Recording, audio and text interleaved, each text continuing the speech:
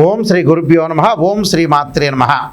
శ్రీ పరాభవనామ సంవత్సరం అనేక పరిణామాలు, అనేక మార్పులు, అవమానాలు, ఎలాంటి పరాభవాలు జరగకుండా, ఎలాంటి అవమానాలు జరగకుండా, అంటే గతం విషయాలన్నీ కూడా మనం ప్రతి దానిలో కూడా కొంత జాగ్రత్తగా ఉండి ఆచితూచి అడుగు వేసే నామ సంవత్సరమే శ్రీ పరాభవ నామ సంవత్సరం అంటారు.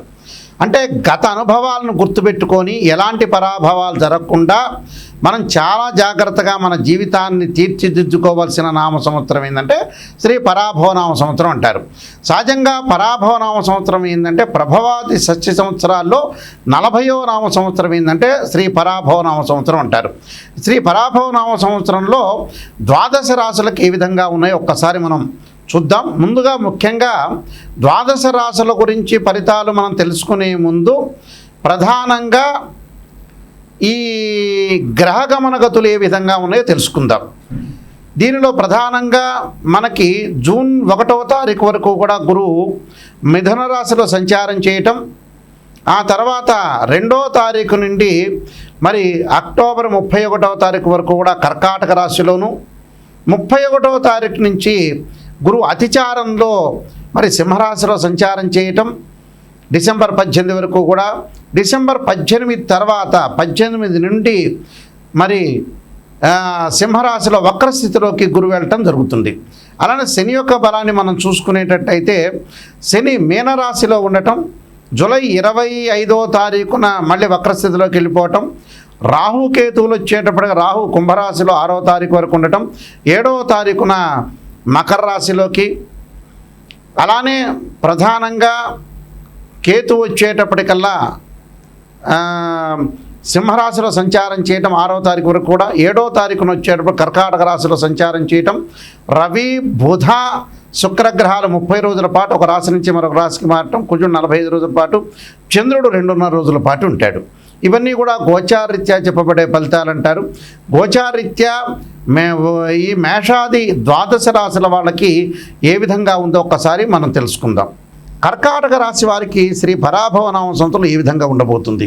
కర్కాటక రాశి వారికి 2 ఆదాయం 11 ఖర్చుగా ఉంటుంది, 4 రాజ్యపూజ్యం 7 అవమానంగా ఉంటుంది. పునరసు నక్షత్రం 4వ పాదంలోను, పుష్యమి నక్షత్రం 1, 2, 3, 4 పాదాల్లో జన్మించిన వాళ్ళు కానీ, ఆశ్లేష నక్షత్రం 1, 2, 3, 4 పాదాల్లో జన్మించిన వ్యక్తులందరూ కూడా కర్కాటక రాశి జాతకులు అవుతారు. ఈ కర్కాటక రాశి వాళ్ళకి ఏమిటంటే వృత్తి వ్యాపార పరంగా లాభము, విందులు వినోదాల్లో పాల్గొనటం, ప్రయాణాలు చేసే అవకాశాలు, తీర్థయాత్రలు, పుణ్యక్షేత్రాలకు తిరిగే అవకాశాలు ఎక్కువ ఉంటాయి. అధికంగా కొంత డబ్బులు ఖర్చు చేస్తారు, అంటే ధనధాన్య వృద్ధి కలుగుతూనే కొంత ఖర్చులు కూడా జరిగే అవకాశాలు ఎక్కువ ఉంటాయి. అలానే గృహలాభం, భోగము, అకాల భోజనం, సమయానికి భోజనం చేయలేకపోవటం, శ్రమ, బంధుమిత్రులతో విరోధ భావాలు కలిగే అవకాశాలు ఎక్కువ ఉంటాయి.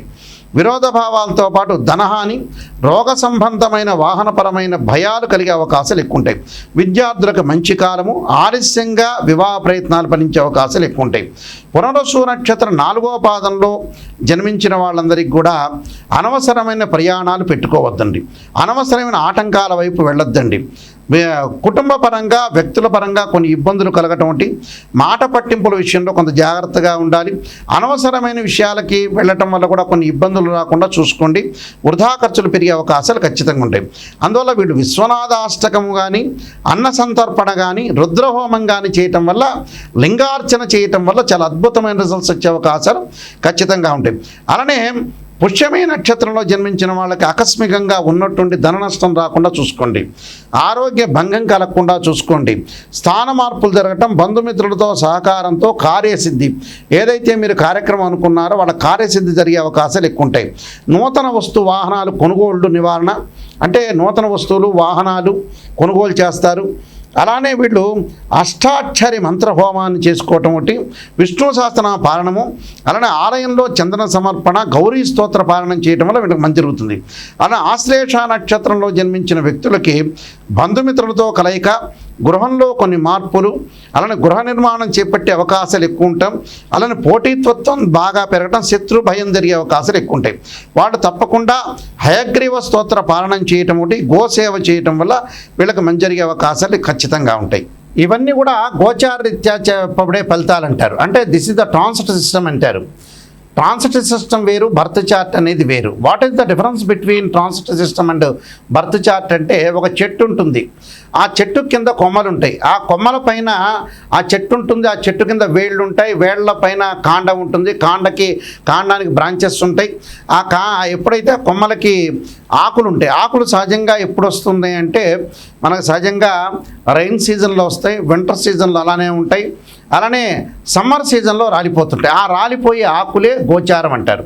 అంటే గ్రహాలు ఒక రాశి నుంచి మరొక రాశికి కొంతకాలం పడుతూ ఉంటుంది.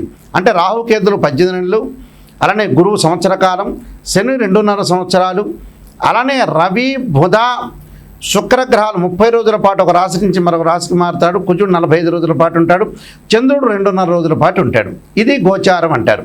అదే బర్త్ చార్ట్ అంటే ఏమిటి అని అంటే, మనం పుట్టినప్పుడు మన date of birth, time, place of birth తీసుకుని జన్మలగ్నం నుంచి తనుభావము, అలానే ద్వితీయ భావము, తృతీయ సోదర భావము, సుఖభావము, అలానే సంతాన భావము, షష్టమ భావం అంటే రోగము, రుణానికి సంబంధించిన భావం అంటారు, సప్తమ భావం అంటే కళత్ర భావం అంటారు, అష్టమ భావం అనేది ఆయుష్ సంబంధించిన భావాన్ని అంటారు, స్త్రీలకు వచ్చే మాంగళిక భావం అంటారు, అలానే భాగ్య భావం నవమ స్థానానికి సంబంధించిన భాగ్య భావం అంటారు, అలానే దశమానికి సంబంధించిన వృత్తి స్థానానికి సంబంధించిన భావం అంటారు, అలానే లాభభావం, లాభస్థానంలో ఎలాంటి గ్రహాలు ఉన్నాయో మనం చూసుకుంటాం, అలానే వ్యయస్థానానికి సంబంధించిన వ్యయ భావం అంటారు, అంటే ప్రేమ, అలానే ఖర్చులు, ఇలాంటి భావాన్ని ద్వాదశ భావం అంటే వ్యయ భావం అంటారు. అలానే ఏదైతే ఒక్కొక్క భావానికి ఒక్కొక్క రాస్యాధిపతి, ఒక్కొక్క భావాధిపతి ఉంటారు. ఉదాహరణకి తనుభావానికి రవిని, ద్వితీయ భావానికి గురువని, తృతీయ భావానికి సోదర భావని, చతుర్థ భావానికి చంద్రుడని, పంచమ భావానికి గురువని, షష్టమ భావానికి కుజుడని, సప్తమ భావానికి మరి శుక్రుడని, ఇలాంటి భావాలు చూసుకుంటాం మనం. అలానే ఆయుష్ భావానికి శని అని. అంటే ప్రతి భావానికి కూడా భావాధిపతులు ఎవరు అనేది సహజంగా మనం చూసుకుంటాం. ఆ భావాధిపతులను అనుసరించి రాశిచక్రము, నవాంశము, అలానే దశమాంశము, సప్తమాంశము, త్రింశాంశము, హోరా ద్రేకాణం సంబంధించిన డివిజనబుల్ చార్ట్స్ కొన్ని ఉంటాయి. అంటే D16 చార్ట్స్ అంటారు. మనం మ్యాథమెటికల్గా క్యాలిక్యులేషన్ వేసి డివిజనబుల్ చార్ట్ని చూసి మనం అనాలిసిస్ చేయటం అనేది జాతకం. అంటే ఉదాహరణకి ఒక వివాహానికి సంబంధించిన విషయాన్ని ఒక అబ్బాయికి కానీ అమ్మాయికి కానీ చూడాలంటే ఖచ్చితంగా రాశిచక్రము, నవాంశము, భావచక్రము, దశలు, అంతర్దశలు. సంతానపరంగా చూడాలంటే రాశిచక్రము, సప్తమాంశము, అలానే మనం భావచక్రము, దశలు, అంతర్దశను అనాలిసిస్ చేయాలి. ఇలాగ డివిజనబుల్ చార్ట్స్ చూసి మనం చెప్పడం అనేది బర్త్ చార్ట్ అంటారు.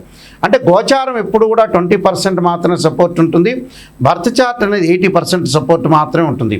ఎందుకని గురువుగారు, నాయకంటి గారు ఇలా చెప్పడానికి కారణం ఏంటి అంటే, బర్త్ చార్ట్కి మనం ఏదైతే గోచారానికి సంబంధించిన విషయాలు ఎందుకు గోచారం చెబుతున్నారంటే, అదృష్టం అనేది ఏ విధంగా ఉండబోతుందో మనకు తెలియదు.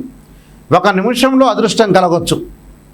అంటే మన లైఫ్లో ఎప్పుడు కూడా ఒక నిమిషంలో ఎంత కృషి చేసినా కూడా ఆవగింజంత అదృష్టం అనేది ఉండాలంటారు. ఆవగింజంత అదృష్టమే మన జీవితంలో లైఫ్లో గోచారం అంటారు. ఈ గోచార పరంగా మనం ఏ విధంగా చూసుకోవాలి. ఖచ్చితంగా కొన్ని ప్రత్యేకంగా మీకు రెమెడీస్ చెప్పబోతున్నాను.